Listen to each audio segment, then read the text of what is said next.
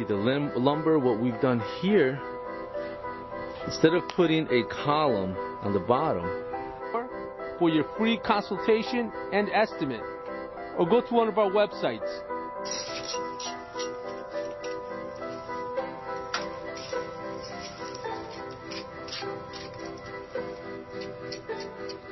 You see, that's what you want. That's what you want with every course once you install.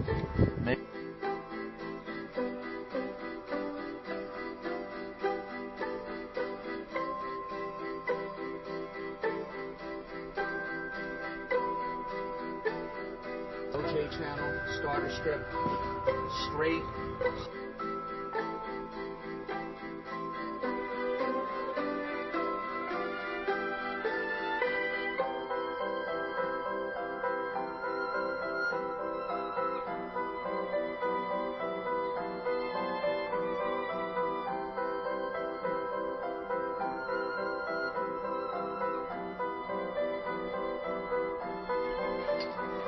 Here we are. We just installed vinyl cedar shake siding on this house.